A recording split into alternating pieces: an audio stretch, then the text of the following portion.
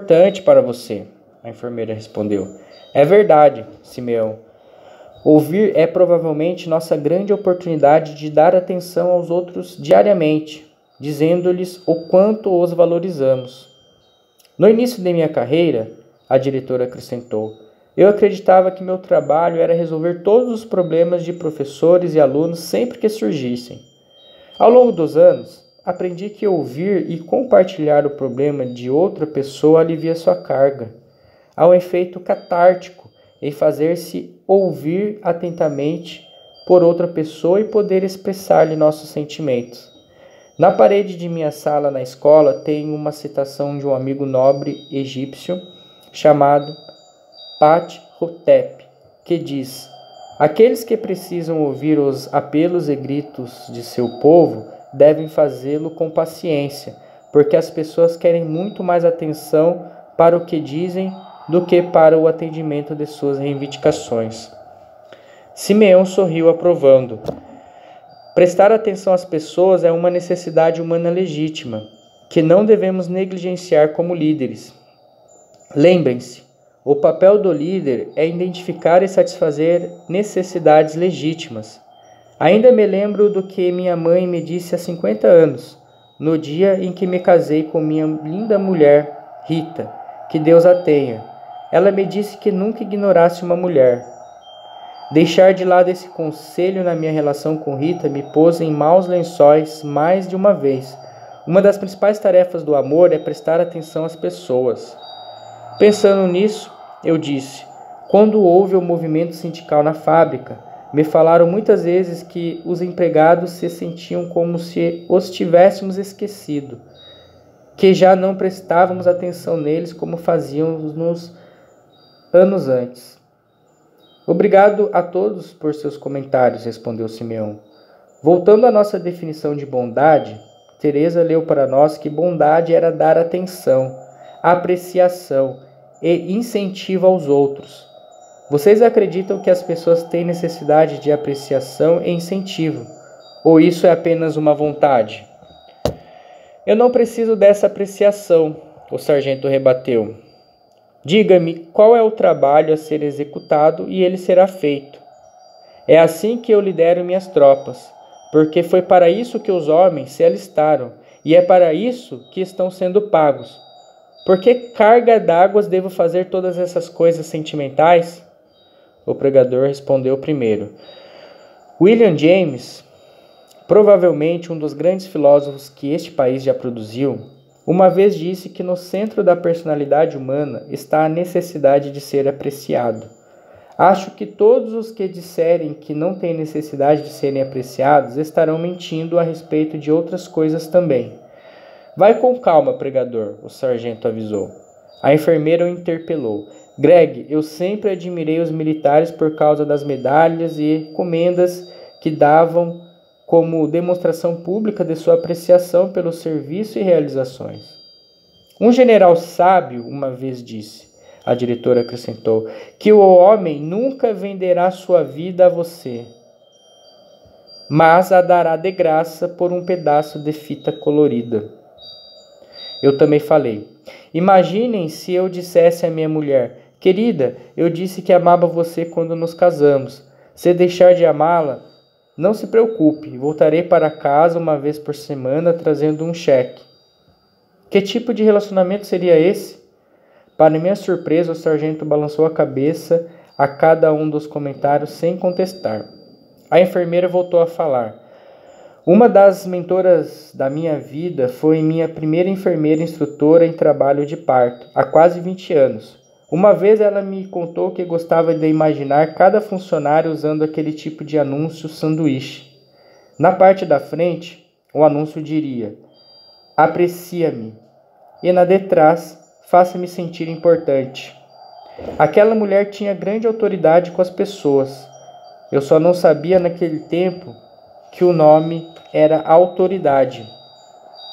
Podemos manifestar bondade, uma das qualidades do amor, independentemente dos nossos sentimentos por alguém.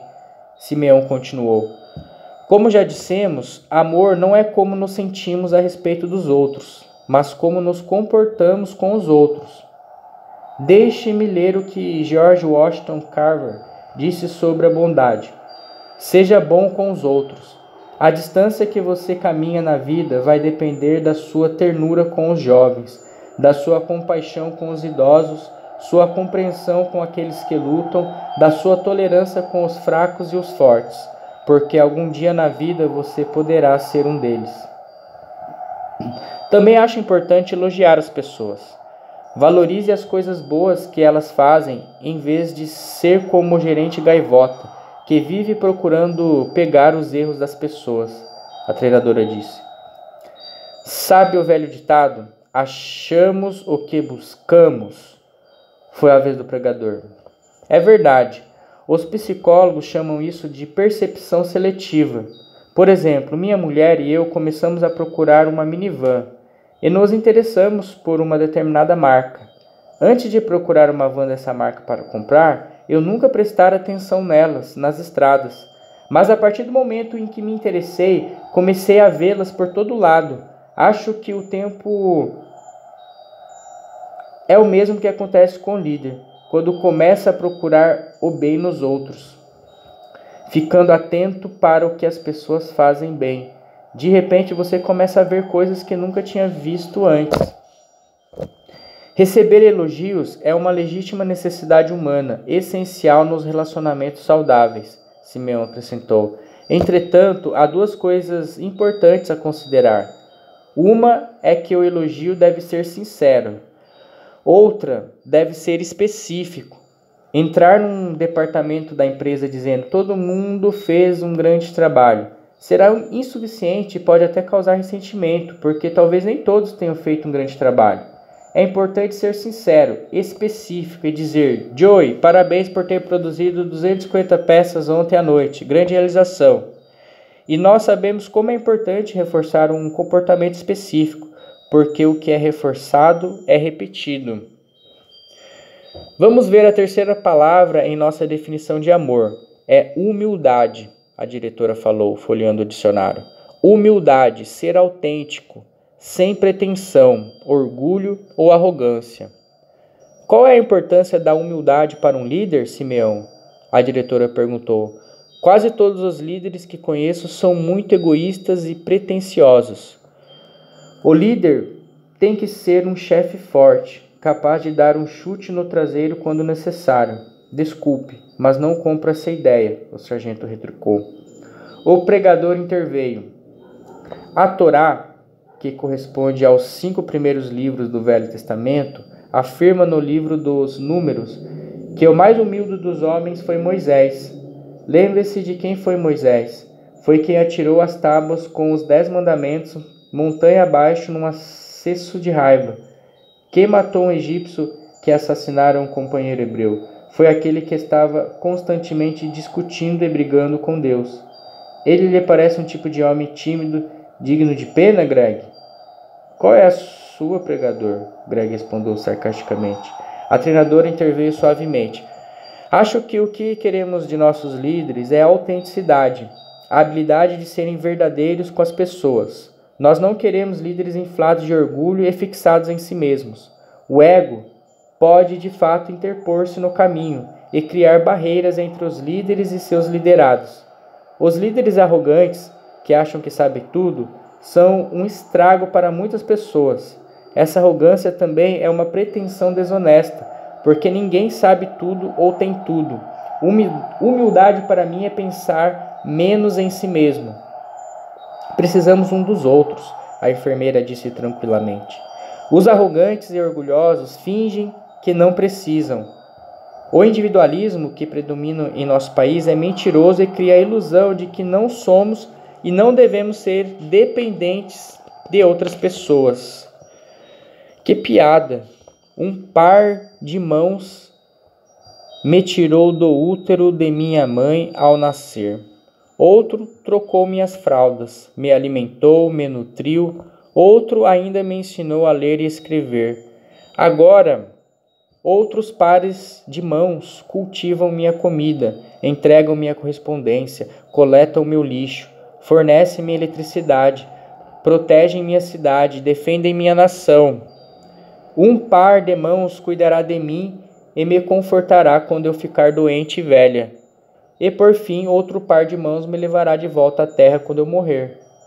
Simeão folheou suas notas e disse: um professor anônimo de espiritualidade uma vez escreveu: ser humilde é ser real e autêntico com as pessoas e descartar as máscaras falsas. O que vem a seguir, Teresa? Respeito. A diretora começou a ler outra vez. O respeito é definido assim: tratar as pessoas como se fossem importantes. Respeito, tratar os outros como pessoas importantes. Agora você me confundiu de vez, o sargento disse. Isto é, eu comecei a ficar nervoso quando você falou sobre influência e amor. Agora você diz que tenho que beijar o traseiro das pessoas com bondade, apreciação e respeito. Ouça, sou o sargento. Fui treinado para agir usando a autoridade. Este é meu estilo. O que você me pede não é natural para mim. Greg, Simeão interveio calmamente, se eu trouxesse um general do exército à sua base, creio que você seria muito respeituoso e reconhecido e exibiria muitos dos seus comportamentos sobre os quais estamos discutindo. Usando seus termos, provavelmente eu veria muita puxação de saco na sua atitude, não é mesmo? Encarando Simeão, o sargento respondeu: esteja certo que sim. Um general é um homem muito importante e merece e terá esse respeito de minha parte. Ouça o que você está dizendo, Greg, falei. Você está dizendo que sabe como respeitar e apreciar. Você sabe como puxar saco, mas deseja apenas fazer isso com as pessoas que considera importantes. Assim, você é capaz de ter comportamentos positivos, mas é muito seletivo em relação às pessoas a quem nos destina. Simeão retomou a palavra a partir daí. Vocês acham que podemos tratar todos aqueles que lideramos como pessoas muito importantes? Imagine tratar o Chuck da retroescavadeira como se fosse o presidente da companhia, ou nossos alunos como se fossem membros da diretoria, ou enfermeiras como se fossem médicos, e soldados rasos como se fossem generais. Greg, você poderia tratar cada membro de seu pelotão como se fosse um general importante? Sim, é possível, eu acho, mas seria muito difícil, o sargento concordou, relutante. Isso mesmo, Greg, Simeão continuou. Como sempre digo, a liderança requer muito amor. Os líderes devem escolher se desejam ou não se dedicar àqueles que lideram. Mas eu só respeito as pessoas quando elas merecem, o sargento continuou a objetar. Afinal, é preciso merecer respeito, não é? A enfermeira, com seu jeito suave e amigável de falar, respondeu: acredito que Deus não criou lixo humano, apenas pessoas com problemas de comportamento. E todos nós temos problemas de comportamento. Mas acho que todos nós deveríamos ser dignos de manifestações de respeito apenas por sermos seres humanos. A definição que Teresa leu foi tratar as pessoas como se fossem importantes. Acho que deveríamos acrescentar no final da definição porque elas são importantes. E se você não aceitar esta ideia, tente outra, a de que as pessoas deveriam merecer manifestações de respeito, justamente por serem de seu time, de seu pelotão, do seu departamento, da sua família, do seu o que quer que seja. O líder deve ter um interesse especial no sucesso daqueles que lidera. De fato, um de nossos papéis como líderes é apoiá-los e incentivá-los para que se tornem bem-sucedidos. Aquela mulher continuava a me assombrar. Olhando para o relógio, o sargento disse: está bem, compreendo. Mas é melhor irmos andando. Com certeza não queremos perder a cerimônia religiosa do meio-dia, não é mesmo? Simeão retomou logo depois da segunda badalada. Qual é a próxima palavra da nossa definição de amor, Teresa? Primeiro, quero fazer-lhe uma pergunta, irmão Simeão. Por que os frades são tão neuróticos a respeito do tempo? Isto é, por que as coisas têm que ser feitas nas horas exatas? Nem um segundo depois? Estou contente por você ter perguntado, Teresa. Para dizer a verdade, eu era um tanto fanático a respeito do tempo muito antes de vir para este lugar. Lembre-se, tudo o que o líder faz envia uma mensagem. Se nos atrasamos para uma entrevista, reunião ou outros compromissos, qual é a mensagem que estamos enviando aos outros? Pessoas atrasadas me deixam louca, a treinadora exclamou. Estou gostando muito do fato de o tempo ser respeitado aqui, porque gosto de saber o que esperar. Respondendo à sua pergunta, Simeão, eu capto várias mensagens quando uma pessoa se atrasa. Uma é que o tempo dela é mais importante do que o meu, mensagem que considero bastante arrogante. Atrasar-se também transmite a mensagem de que eu não devo ser muito importante para a pessoa, porque ela certamente seria pontual com alguém que ela achasse importante. Também me passa que a pessoa não é muito honesta, porque pessoas honestas cumprem a palavra e seguem os compromissos, inclusive o de tempo. Atrasar-se é um comportamento extremamente desrespeituoso e, pior, cria hábito. A treinadora tomou fôlego depois do discurso. Obrigado por permitir-me pregar. Simeão sorriu dizendo, acho que não há nada mais a ser dito a respeito disso. Espero ter respondido às suas perguntas, Teresa. Qual é a próxima definição? Abnegação. Satisfazer as necessidades dos outros. Obrigado, Teresa. O oposto de abnegação é egoísmo, que significa minhas necessidades primeiro ao diabo com as suas, certo? Abnegação significa satisfazer a dos outros, mesmo que isso implique sacrificar suas próprias necessidades e vontades. Essa também seria uma bela definição de liderança. Satisfazer as necessidades dos outros, mesmo antes das suas. Surpreendentemente, o sargento disse, no campo de batalha, as tropas sempre fazem as suas refeições antes dos oficiais. Eu me surpreendi protestando desta vez. Mas se estamos sempre satisfazendo as necessidades das outras pessoas, elas não ficarão mimadas e começarão a tirar vantagem de nós? Você não ouviu bem, John, velho companheiro. O sargento disfarçou um sorriso. Devemos satisfazer necessidades, não vontades. Se dermos às pessoas o que elas legitimamente exigem para seu bem-estar mental ou físico, acho que não devemos nos preocupar pensando que as estamos mimando. Lembre-se, John, satisfazer necessidades e não vontades. Ser um servidor, não um escravo. Como estou indo, Simeão? Todos na sala caíram na gargalhada, enquanto Simeão olhava para a diretora em busca da definição seguinte.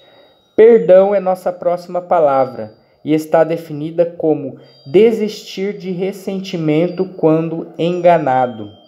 Perdão, não se ressentir quando for enganado. Não é uma definição interessante? Simeão começou. Desistir de ressentimento quando alguém enganou você. Por que este seria um importante traço de caráter para um líder desenvolver? Porque as pessoas não são perfeitas e de uma maneira ou de outra agredirão você, a enfermeira respondeu. Imagino que na posição de líder isso acontecerá muitas vezes. O sargento também não gostou desta. Então, se alguém me engana, eu simplesmente finjo que não me arruinou? Passo a mão em sua cabeça e digo que está tudo bem? Não, Greg, Simeão esclareceu. Isso não seria liderar com integridade. Perdoar não significa desconhecer as coisas ruins que acontecem, nem deixar de lidar com elas à medida que surgem. Ao contrário, devemos ter um comportamento afirmativo com as pessoas, não um comportamento passivo, de capacho ou agressivo que viola os direitos dos outros. Comportamento afirmativo consiste em ser aberto, honesto e direto com as pessoas, mas sempre de maneira respeituosa. Perdoar é lidar de um modo afirmativo com as situações que aparecem e depois desapegar-se de maneira ou de qualquer resquício de sentimento. Como líder, se não for capaz de desapegar-se de qualquer resquício de ressentimento, você consumirá sua energia e se tornará ineficiente. Senti vontade de falar. Minha mulher é terapeuta e muitas vezes lembra a seus pacientes que o ressentimento destrói a personalidade humana. Acho que a maioria de nós conheceu pessoas que guardam ressentimentos durante muitos anos e se tornam amargas e muito infelizes. Obrigado por todos os comentários, Simeão sorriu. Vocês lembram que eu disse no domingo que todos nós juntos somos muito mais sábeis do que qualquer um de nós? O que o dicionário define como honestidade, Teresa? A honestidade é definida como ser livre de engano. Honestidade, ser livre de engano. Eu pensei que honestidade era não dizer mentiras, falou a treinadora lentamente. Mas ser livre de engano é bem mais amplo, não é? Nós ensinamos às nossas crianças na escola, disse a diretora, que a mentira é qualquer comunicação com a intenção de enganar os outros. Omitir informação ou esconder pedaços da verdade podem ser considerados pequenas mentiras socialmente aceitáveis, mas ainda assim são mentiras. Lembre-se, Simeão continuou, a honestidade é a qualidade que a maioria das pessoas colocou no topo de sua lista como o que mais esperam de seu líder. Nós também falamos em confiança, que é construída pela honestidade e mantém a união nos relacionamentos. Mas a honestidade com as pessoas também é o lado difícil do amor e o que lhe dá equilíbrio. A honestidade implica esclarecer as expectativas das pessoas, tornando-as responsáveis, dispondo-se a transmitir tanto as más notícias quanto as boas, dando às pessoas um retorno, sendo firme, previsível e justo. Em suma, nosso comportamento deve ser isento de engano e dedicado à verdade a todo custo. Meu companheiro de quarto falou outra vez. Em meu antigo emprego, meu primeiro chefe costumava dizer-me que, se não exigíssemos de nosso pessoal o cumprimento correto de suas tarefas, estaríamos sendo desonestos. Ele ia até mais longe ao dizer que os líderes que não estabelecem e exigem de seu pessoal um alto padrão de responsabilidade são ladrões e mentirosos. Ladrões porque estão roubando o acionista que lhes paga para contratar empregados responsáveis. E mentirosos porque fingem que está tudo bem com seu pessoal quando de fato tudo está mal. Conheci muitos supervisores que pensavam que, contanto que todo mundo estivesse feliz, a vida em seu setor correria bem, acrescentei.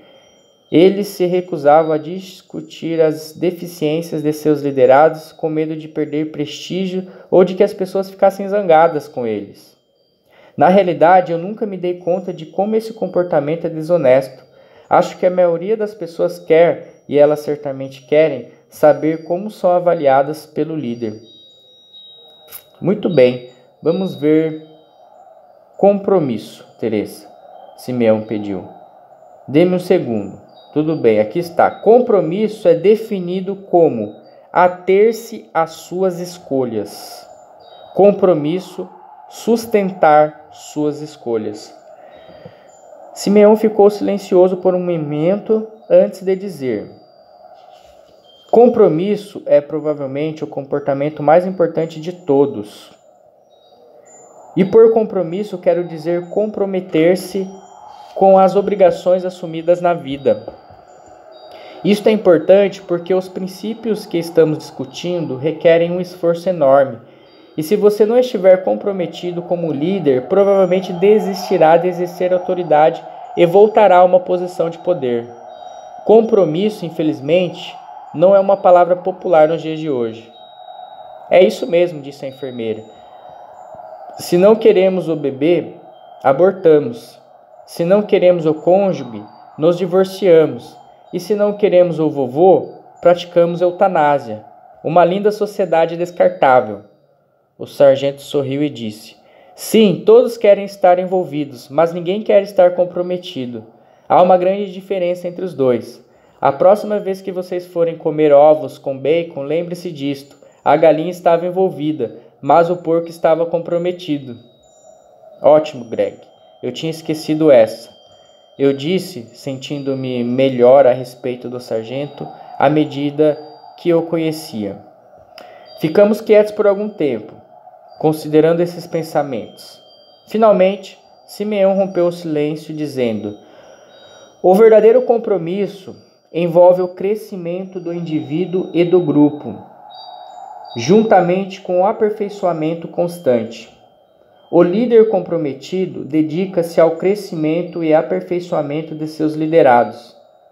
Ao pedirmos às pessoas que lideramos e que se tornem o melhor que puderem, que se esforcem no sentido de se aperfeiçoarem sempre, devemos também demonstrar que nós, como líderes, estaremos igualmente empenhados em crescer e nos tornarmos o melhor que pudermos. Isso requer compromisso, paixão, investimento nos liderados e clareza por parte do líder a respeito do que ele pretende conseguir do grupo. Esse amor, compromisso, liderança, essa doação aos outros, tudo isso me soa como um bocado de esforço e trabalho, comentei com um suspiro. Aposto que sim, John, continuou Simeão. Mas foi com isso que nos comprometemos quando nos candidatamos a líderes. Ninguém jamais disse que seria fácil.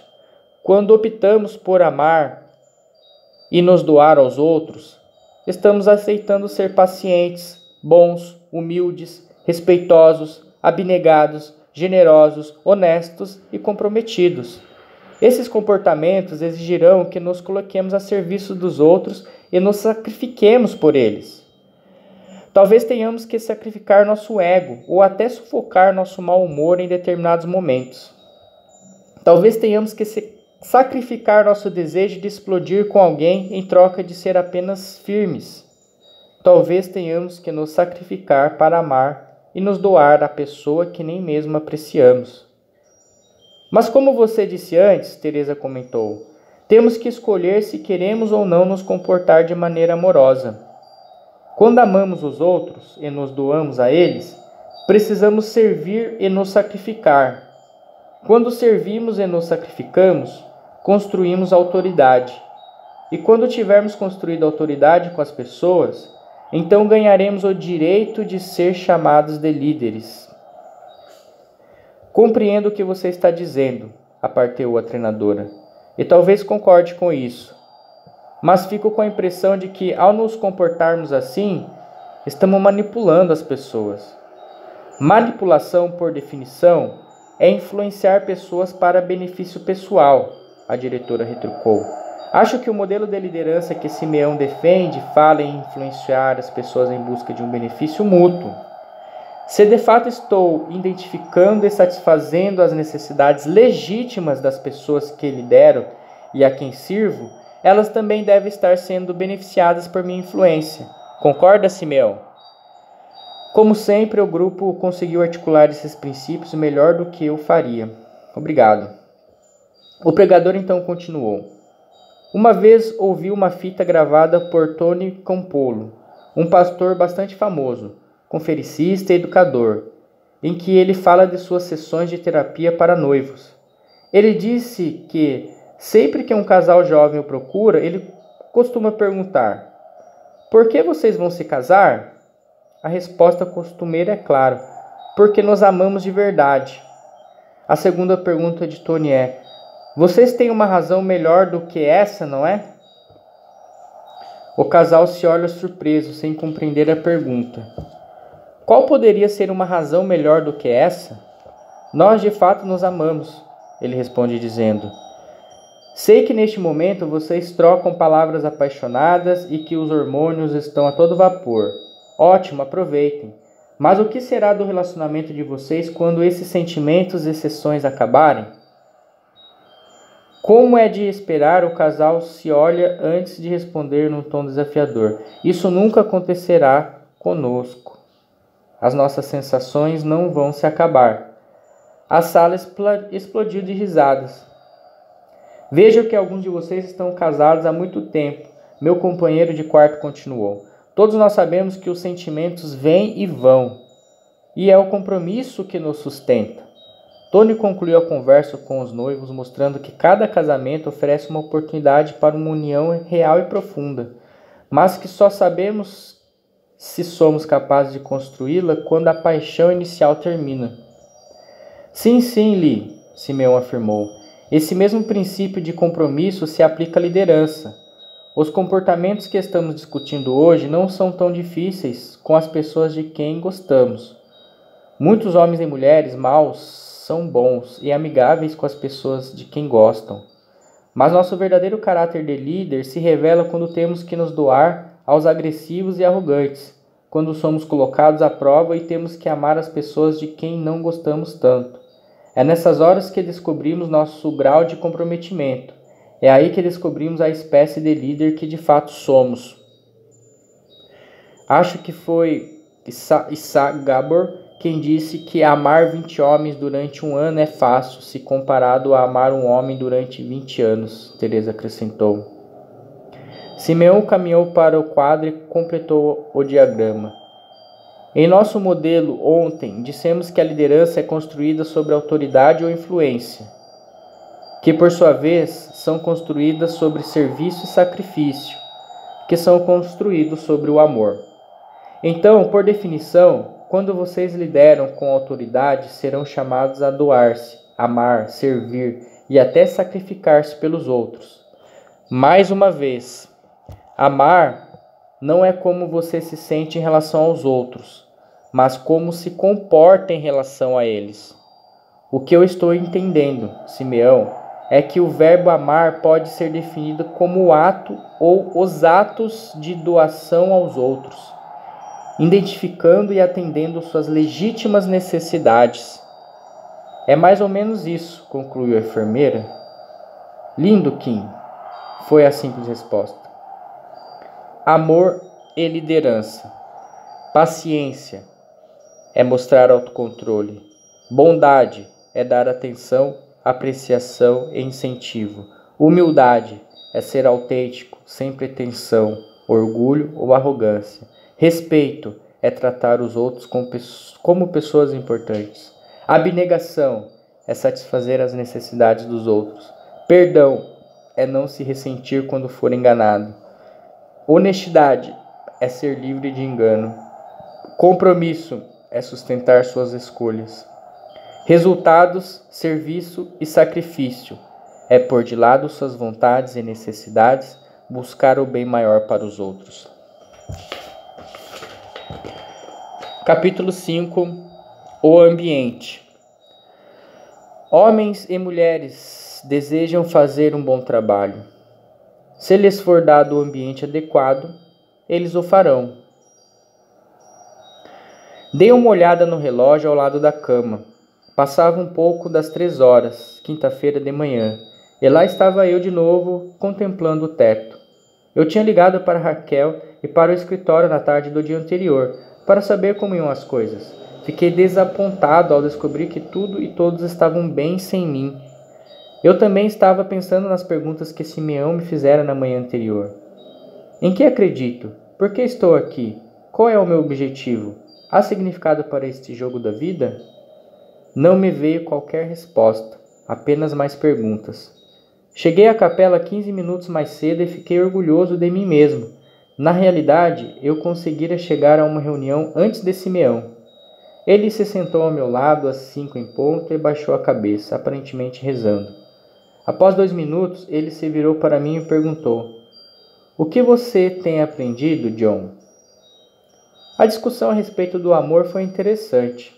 Na verdade, eu nunca tinha pensado no amor como algo que fazemos para os outros. Sempre pensei no amor como algo que sentimos. Espero que ninguém me bata no trabalho quando eu disser que vou começar a amar a todos. Simeão riu. Suas ações sempre falarão mais alto e serão muito mais importantes do que suas palavras, John.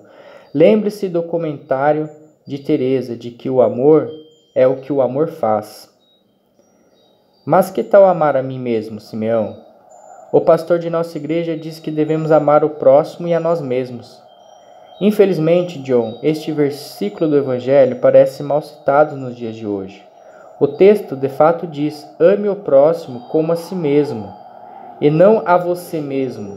Há uma grande diferença. Quando Jesus nos disse para amar os outros como amamos a nós mesmos, ele não está simplesmente constatando que nós nos amamos. Ele está nos pedindo que amemos os outros do mesmo modo como nos amamos. O modo como eu me amo, contestei. Puxa vida, há ocasiões, principalmente nos últimos tempos, em que não consigo suportar-me, quanto mais amar-me. Lembre-se, John, amar, agape, é um verbo que descreve como nos comportamos e não como nos sentimos.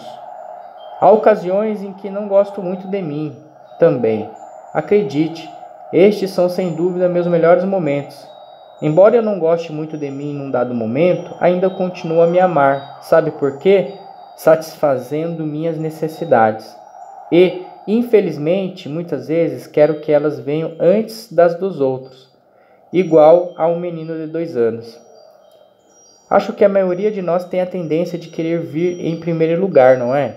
Exato, John. Querer ser o primeiro é amar a nós mesmos. Colocar o próximo em primeiro lugar e estar atento às suas necessidades é amá-lo. Pense em como perdoamos rapidamente as asneiras e absurdos que cometemos. Perdoamos as asneiras e absurdos do próximo com a mesma rapidez?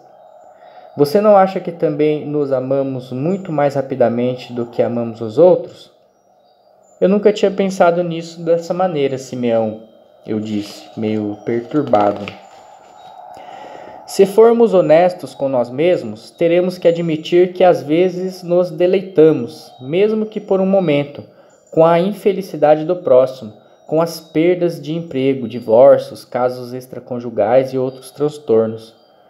Nós amamos verdadeiramente o próximo quando nos preocupamos com o seu bem-estar da mesma forma como nos preocupamos com o nosso. Mas que tal amar a Deus? Perguntei. O pastor da minha igreja vive dizendo que devo amar a Deus, mas às vezes a vida me parece tão injusta que não sei se acredito que Ele existe.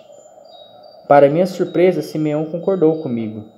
Há ocasiões em que me aborreço com Deus e chego a não gostar muito dele. Em outras ocasiões, meu sistema de crença me parece bem inaceitável. Tenho muitas perguntas e há coisas na vida que me parecem injustas. Mas o que eu sinto tem pouco a ver com o meu amor por Deus e meu compromisso na relação com Ele.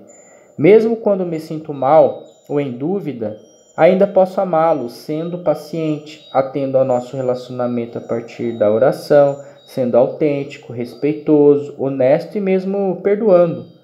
Posso fazer isso e faço, especialmente quando não tenho vontade. É minha forma de demonstrar o amor de compromisso. Permanecer fiel, embora minha fé possa estar fraca naquele momento. Alguns frades começavam a entrar em fila e tomar seus assentos.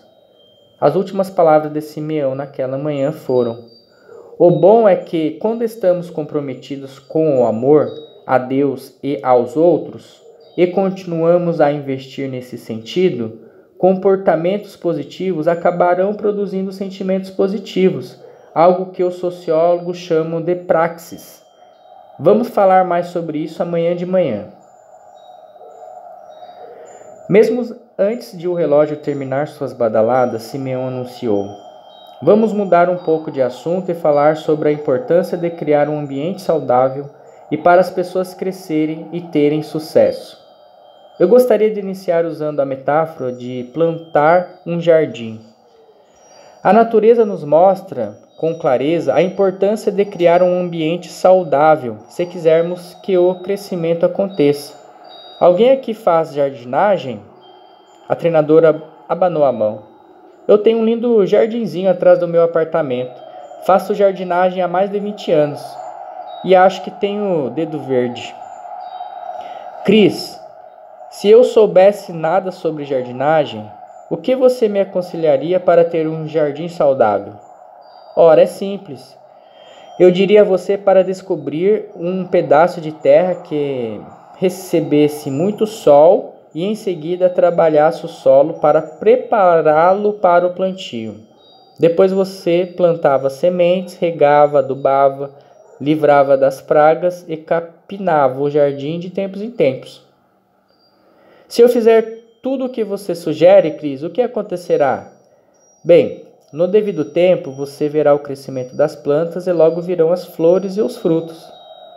Simeão pressionou mais, perguntando: quando os frutos vierem, seria correto dizer que eu fiz o crescimento ocorrer?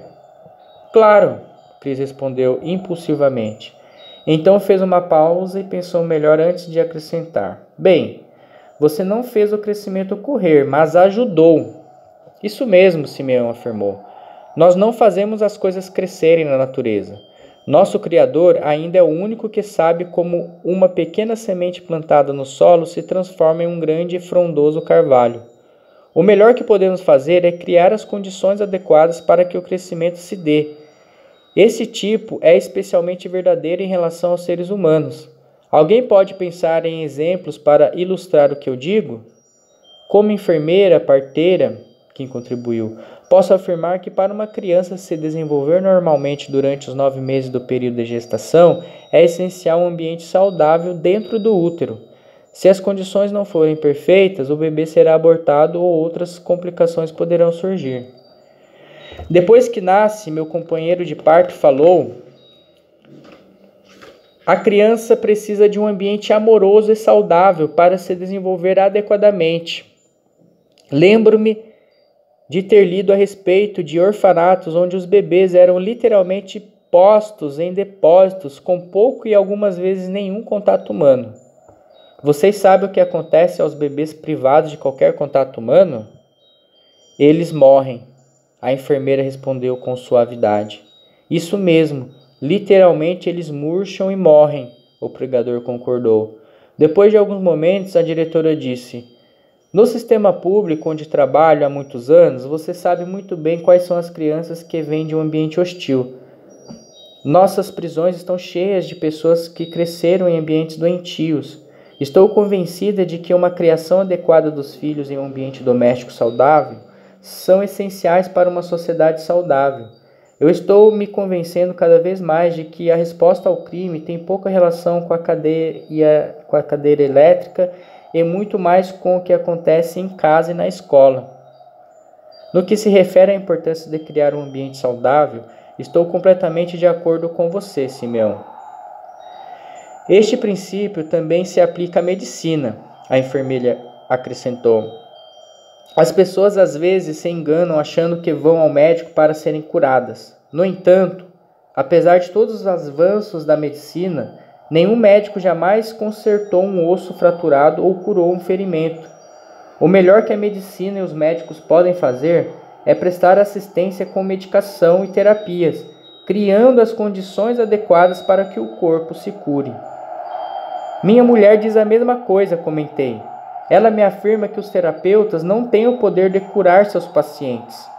O que o bom terapeuta pode fazer é criar um ambiente saudável para o paciente, estabelecendo um relacionamento amoroso, baseado em respeito, confiança, aceitação e compromisso. Uma vez criado esse ambiente, os pacientes podem iniciar o processo de autocura. Exemplos maravilhosos, Simeão.